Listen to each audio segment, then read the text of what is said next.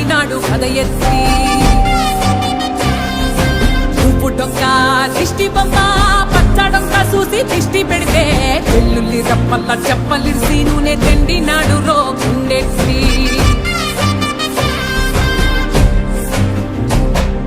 సట్టి నిండా సరుకు కుక్కి కుక్కి ఒట్టి నెట్టి మొక్కెట్టి ఎట్టి